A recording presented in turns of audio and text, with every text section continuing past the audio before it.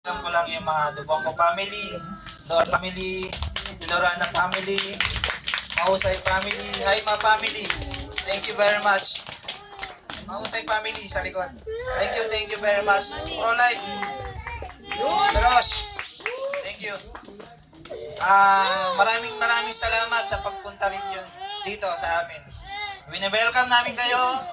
Diyan yung pagkain. Enjoy the party. Enjoy niyo yung birthday ng aking mahal na ina. Minsan lang mag-60 ang aking mahal na ina.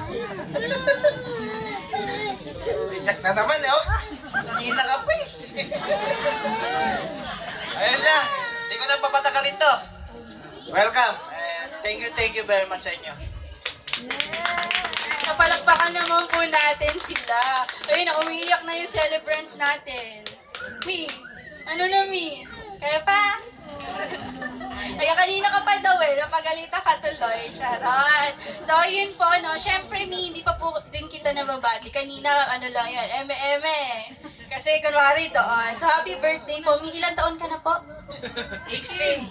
16? Ayun, Thomas. Yung sabing 18. Ba't pinatandaan niyo po na 2 taon?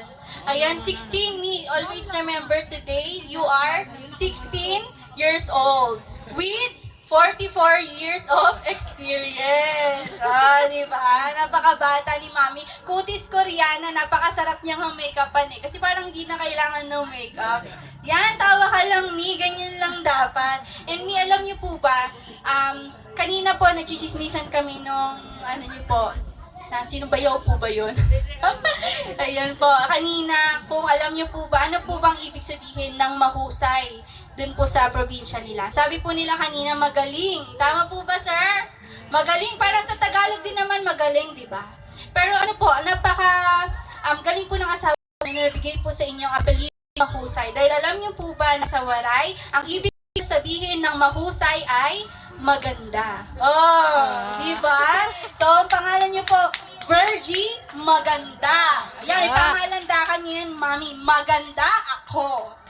Hindi ka lang po magaling, maganda ka pa po.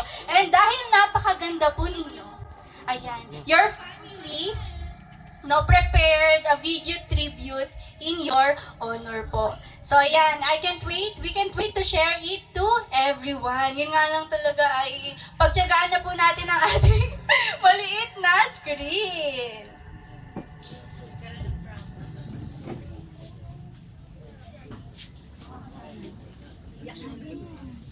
Ready ka na? Meron po bang tissue? Kita mo ba? Kita mo? Ano na naman daw po yan? Nagagalit na.